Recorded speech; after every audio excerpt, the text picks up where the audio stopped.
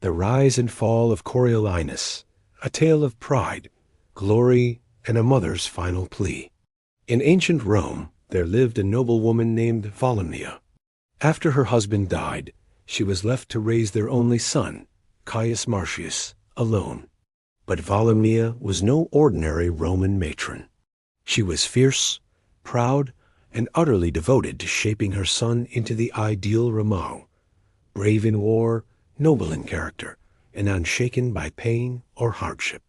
Caius Marcius grew up with her voice echoing in his ears, telling him that honor in battle was the highest calling. And he took those lessons to heart.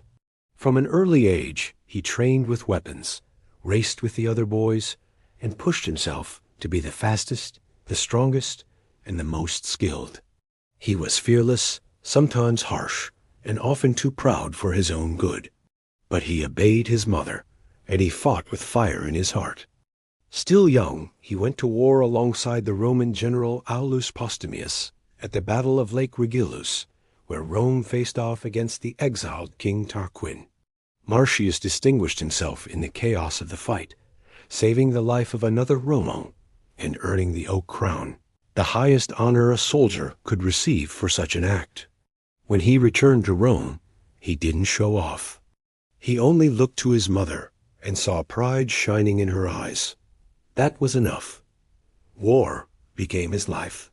He chased glory wherever Rome sent him, always seeking new victories, always returning to lay his trophies at Volumnia's feet.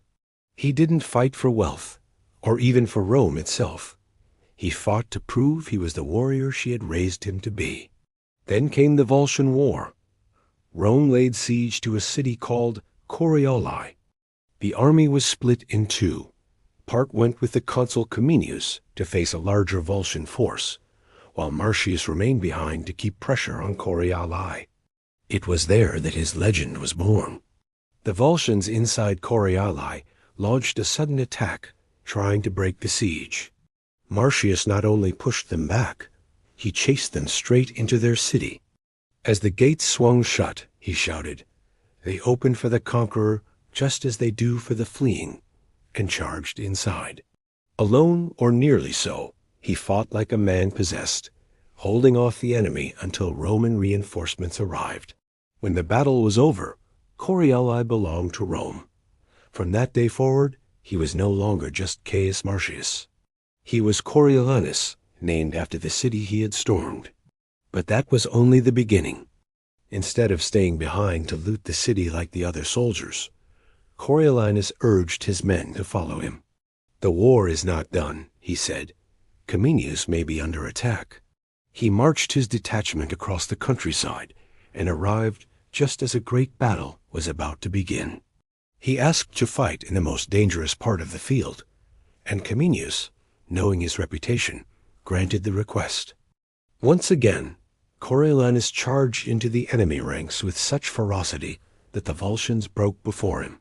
Though badly wounded, he refused to rest, rallying the troops and helping secure a complete Roman victory. The next day, in front of the whole army, Cominius praised him and offered a tenth of the spoils and a fine horse. Coriolanus refused the wealth. "I do not fight for gold," he said.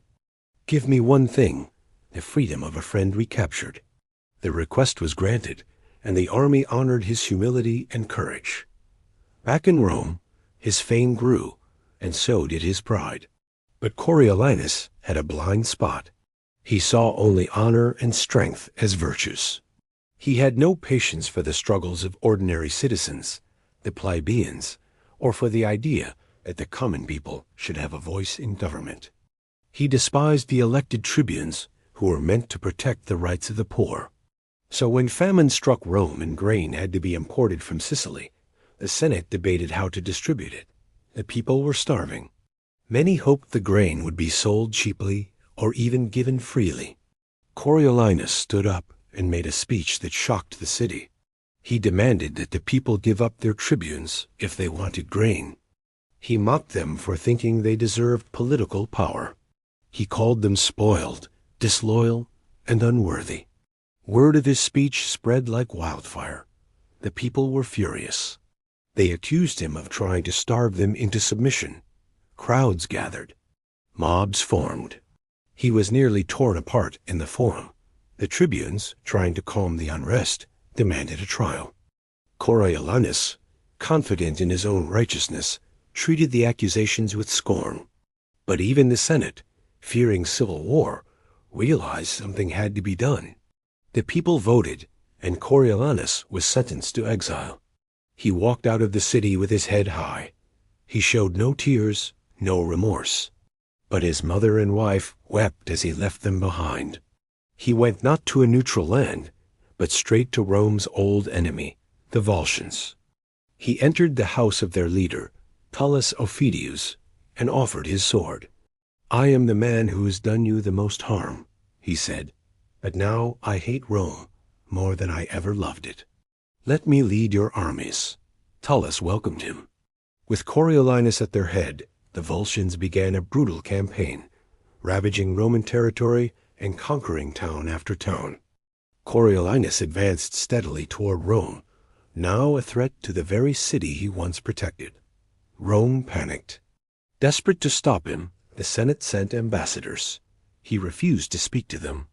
The priests came, bearing sacred emblems and invoking the gods. He turned them away. At last, a group of women, led by Volumnia, his mother, and Virgilia, his wife, made the journey to the Volscian camp.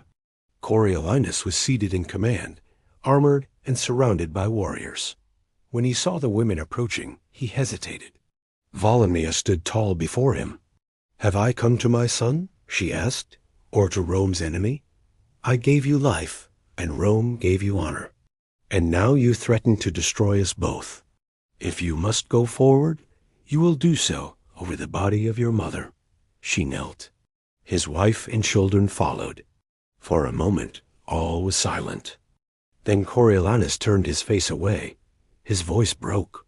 "Mother," he said, "you have won. Rome is saved, but I am lost."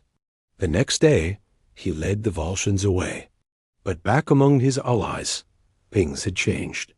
Tullus Aufidius, jealous of Coriolanus's fame and angry at the peace he had made, accused him of treachery. In a council meeting, tempers flared, voices rose. And then, without warning, Tullus's men drew blades. Coriolanus died at the hands of the very people he had chosen over Rome, but even they honored his bravery. The Volscians buried him with full rites and raised a monument to the man who had once saved Rome and nearly destroyed it.